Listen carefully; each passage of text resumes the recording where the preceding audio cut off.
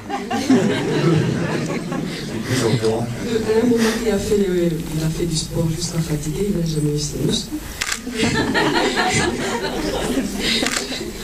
Donc je voudrais poser la première question. Il y a un passage dans le film où vous avez dit à votre fils ce ne sont que des compléments, ce n'est pas nocif, c'est naturel. Est-ce qu'évidemment c'est naturel? Ma deuxième question, si je peux enchaîner s'il vous plaît, est-ce que sans complément, on peut avoir le muscle comme vous?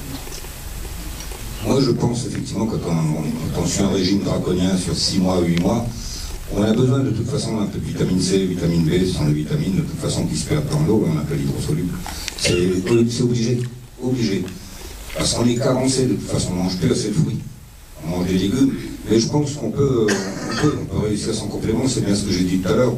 Il y a un gros côté aussi placebo, et ça nous tranquillise en fait. Mais si on a une alimentation saine, il n'y a pas de raison. Et puis, au niveau des compléments alimentaires, c'est des compléments naturels, bien entendu. Hein. C'est des compléments qui sortent de pharmacie, mais qui ne sont pas nécessairement obligatoires. Ça, c'est bien ce que je dis. Il y a beaucoup d'effets placebo aussi. Quoi. Je pense qu'on peut y arriver sans. Quand on voit les bodybuilders des années 70, ils n'avaient pas tout ce matériel-là. Je pense à Serge Nibouret ou des gens comme ça qui avaient une symétrie exceptionnelle. Et je pensais à mon oncle, qui avait à peu près le gabarit de Yolin. Non seulement ils n'avaient pas les compléments alimentaires qu'il y a aujourd'hui, qui est quand même aussi un business, il ne faut pas l'oublier, hein, c'est un business. Quand on voit les packaging qui sont faits, ça donne envie, mais moi j'en ai pris. Donc, ça ne servait à rien. Mais voilà. Je pense quand même que tu as raison, il y a un effet placebo qui peut-être te donne une énergie supplémentaire. On a l'impression d'être plus en forme, quand on est fatigué, si on prend le cachet de vitamine C et tout, on a l'impression que... Et ça c'est hyper important, quoi. C'est le côté psychologique, ça c'est sûr. Autre question, s'il vous plaît, pour terminer. Moi, je vais à la pharmacie, j'achète des vitamines C. J'ai essayé de faire ça, moi aussi, j'avais fait du sport. J'ai fait de la musculation, j'ai fait des bodybuilding, un peu de taille, et j'ai pas de muscles. Il y a une raison aussi, une femme n'a pas effectivement la possibilité de faire du muscle facilement, comme je dis, c'est pas la grippe. Hein. Ça part pas comme ça, du muscle. Moi, dans le club où je dirige, souvent il y a des femmes qui s'inscrivent, attention, je ne veux pas être trop musclé. Vous ne faites pas de soucis, hein, c'est pas la grippe, vous n'allez pas l'attraper comme ça, il faut des années d'entraînement. Et pour une femme, c'est encore plus difficile que pour un homme. Et moi, c'est pareil, je préfère quand même des fitness que des femmes trop musclées. Bon, maintenant, de toute façon, c'est ma façon de penser, hein, tout simplement. Elles ont le droit de faire du muscle aussi, les femmes. Hein. Elles veulent l'égalité, c'est tout à fait leur droit. Après, c'est peut-être pas bien accepté aussi hein, dans notre société, c'est sûr, certain, parce que du moment qu'on est différent, c'est le gros problème. C'est sûr, certain que ça peut pas aller, de toute façon. On est différent, donc on n'est pas accepté. Ça, c'est comme ça. Et les conséquences de ces termes, il y a des conséquences négatives, néfastes. Les conséquences de... Entendu, je m'excuse. Vous n'avez pas parlé avec votre médecin, madame, de ça, je vais vous dire.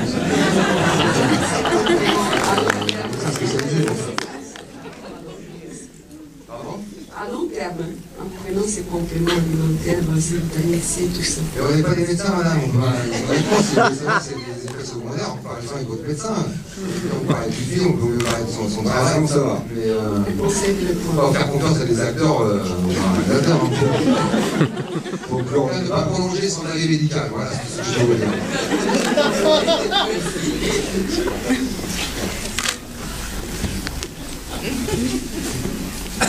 Bonsoir. Je voulais savoir quels sont les films sur le sport qui vous ont inspiré ou marqué. Aucun. Non, mais aucun, parce que j'en ai regardé beaucoup, mais le muscle est souvent synonyme de film d'action, de péplum, voire de série Z. Donc, ce qui m'a inspiré, c'est surtout des documentaires français et américains. Et après, pour le ton du film, je me suis inspiré surtout des comédies sociales anglaises, à la Ken Loach, dont j'aime beaucoup le travail, qui arrive à parler d'histoires ordinaires avec des gens simples, en y mettant toujours quand même même s'il y a de la souffrance parfois, il y a quand même toujours cette petite légèreté que j'aime bien. Mais des films, notamment sur le bodybuilding, j'ai pas vu de fiction, j'en ai vu une vieille, mais il n'y avait pratiquement pas de scène de bodybuilding, et ça c'était surtout une enquête policière. J'ai vu l'année dernière No Pain, No Gain, le film sorti avec Mark Wahlberg. Mais là aussi, c'est une comédie un peu satirique sur une bande de braqueurs qui sont les bras cassés. Et en fait, aussi bien dans le cinéma français que dans le cinéma international, justement, je m'étais rendu compte que ça ne parlait pas, il n'y avait jamais eu de film là-dessus. En littérature, j'ai aussi beaucoup galéré pour trouver des livres qui parlaient de ça. J'ai trouvé une ou deux nouvelles, une d'Israël Horowitz et une de Harry Krause, que je vous conseille, d'ailleurs, qui s'appelle Bodies. Mais c'est toujours aussi, il y a toujours une forme de ton un peu ironique, malgré tout. Mais disons que l'essentiel de mon inspiration, je l'ai trouvé à travers les documentaires, notamment ce documentaire indiqué dans le générique qui raconte l'histoire d'un père et d'un fils qui se rencontrent dans le bodybuilding. Ça m'a beaucoup inspiré, forcément. Et les rencontres que j'ai pu faire à travers mon enquête dans le milieu du body, dans les salles et dans les compétitions. Voilà. Bonsoir, donc moi je vais apprécier le film. Je voulais savoir au niveau du casting si Marina et Nicolas Duvauchès, parce que vous avez déjà tourné ensemble, ou qu'est-ce qui a fait que. S'il y avait d'autres gens prévus, ou si c'est des circonstances. Pardon ? Si c'était prévu, ou c'était des circonstances qui ont fait que. Qu'est-ce qui a composé Non, j'ai pas pensé à d'autres gens. En fait, je pense à d'autres gens quand l'acteur ou l'actrice refuse. Mais j'ai toujours une seule idée en tête, et puis après je propose. Il se trouve qu'effectivement, Nicolas et Marina, je les connaissais, mais en fait, on connaît à peu près tous les acteurs, même si on n'a pas travaillé ensemble, on est toujours amenés à se rencontrer. Duvauchès, je vous ai déjà expliqué, quoi, ça s'imposait dans la mesure où j'avais choisi Vincent Rottier, il fallait quelqu'un pour jouer son grand frère, et qui a un peu cette même spécificité de personnalité, qui se ressemble beaucoup à ce niveau-là. Et Marina, c'est une idée qui m'est venue. D'abord, je voulais quelqu'un de plus jeune que Yolin, parce que c'est un constat que j'ai fait aussi dans le milieu du bodybuilding. Souvent, les masters sont souvent avec des femmes plus jeunes. Peut-être les muscles qui font ça, je ne sais pas. Donc je voulais une femme plus jeune. Et puis je voulais une actrice qui ait aussi cette légèreté, mais avec cette capacité à donner de l'authenticité à ses personnages et surtout à les respecter sans une forme de connivence. Vous savez, quand on peut interpréter un rôle comme ça avec un petit ricanement et à destination du spectateur pour dire ouais, je joue là, mais voilà. Mais il y a un vrai respect pour son personnage et ça, pour moi, c'était important. Et voilà, je savais qu'elle était capable de ça et je pensais que on la transformait un petit peu parce que non, mais il y a beaucoup de tatouages aussi dans le milieu du body, toutes ces choses-là. Enfin, voilà. J'avais envie de la transformer. Elle a joué le jeu. Elle a accepté de se teindre les cheveux en rouge. C'est pas toujours parce que souvent les actrices elles portaient des perruques, mais elle a accepté de se teindre les cheveux en rouge. Et voilà. Et je trouve qu'elle a abordé ce personnage de Léa avec les bonnes solutions, les bonnes raisons, et ça m'a beaucoup plu. Et voilà, je trouve que c'est un personnage, un second rôle que je trouve vraiment qui est particulièrement attachant pour moi.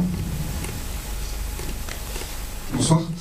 Justement, sur le casting, je voulais savoir si l'option de prendre un culturiste professionnel comme acteur principal ou presque principal, excusez-moi, si c'était une option qui était dès le départ.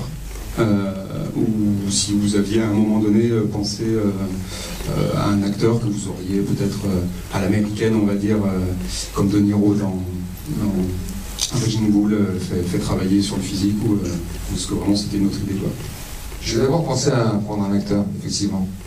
Mais bon, d'abord, il se trouve qu'en France, il n'y a pas beaucoup d'acteurs physiques. Vraiment des acteurs américains, mais c'est vrai. Je pensais à Lucchini. Évidemment. Non, mais je suis allé voir les 2-3 acteurs qui étaient susceptibles de pouvoir jouer des bodybuilders. Alors, je m'étais dit que si je prenais un acteur professionnel, il n'aurait évidemment pas le gabarit de Yolin, mais voilà, s'il arrivait ne serait-ce qu'à un corps athlétique, ça pouvait me suffire. Mais bon, d'abord, peu d'acteurs ont accepté de subir 6-8 mois de musculation. Et le seul qui a accepté, c'est Antoine Decaune, qui lui est tombé amoureux du projet. Il s'est entraîné 6-8 mois et à la fin, le résultat était négatif. C'est rien passé. Et là, on s'est dit, on allait vers l'échec et on a gentiment, lui et moi, on s'est gentiment serré la main en disant bon, bah, ça marche pas, on laisse tomber. Comme quoi, c'est bien la preuve qu'il faut des années. Parce que quand je vous dis 6-8 mois, il s'entraînait 2 heures par jour. Bon, et puis ensuite, après, surtout, après, il a signé ce contrat avec Canal+. Et donc, par la force des choses, naturellement, je suis allé vers un vrai bodybuilder, et là, je suis allé en quête de l'acteur qui pouvait, un bodybuilder qui pouvait interpréter ce rôle, et là, croyez-moi, ça n'a pas été simple, parce qu'il y a beaucoup de bodybuilders qui ont le gabarit, je voulais pas, et les bodybuilders sont beaucoup plus gros, beaucoup plus balèzes que Yolin, mais je voulais quand même un gabarit qui reste raisonnable. Bon, c'est déjà très impressionnant, mais raisonnable. Et là, j'ai un peu galéré parce que bah voilà, je me suis rendu compte que finalement, c'était pas si simple que ça de jouer pour quelqu'un qui n'avait jamais fait. Et comme je vous le disais au début, quand j'ai vu Yolin la première fois sur scène, j'ai dit tiens, lui, il m'intéresse parce qu'en plus, il a une gueule. Quand je l'ai vu sur scène, j'ai cru que c'était Charles Bronson. Donc, j'ai dit tiens, je vais aller le voir. Bon, quand on nous a raconté, ils m'ont envoyé balader, mais je suis resté en contact. Il est reparti sur son île natale, qui est l'île de la Réunion. Il est revenu quelques mois après, je l'ai fait revenir pour passer les essais. Et comme j'avais vu déjà 60-80 bodybuilders avant lui, tout de suite, j'ai vu le potentiel. J'ai d'abord fait travailler sur les improvisations, et il avait déjà ce naturel-là qu'on voit à l'écran. Et ensuite, dans une deuxième session, on a travaillé avec le texte, et même si c'était un peu plus difficile du coup, mais il y avait quand même, on savait que c'était présent avec mon équipe, on s'est dit, là je crois qu'on tient l'acteur, et puis il a travaillé ensuite pendant plusieurs semaines, pendant 1 mois et demi avec un coach avant le tournage, et voilà, et pour moi quand il est arrivé sur le tournage, il était frais quoi, mais j'en ai pas trouvé deux. J'ai pas eu à hésiter parce que le seul qui avait ce potentiel-là, c'était Yolin. Les autres bodybuilders, même s'ils se mettaient beaucoup de cœur, et j'ai pris les meilleurs en second rôle, n'avait pas cette capacité-là à emmagasiner un texte et à se rendre malléable. Parce que c'est ça la difficulté, c'est de se rendre malléable au gré et au désir du metteur en scène. Voilà.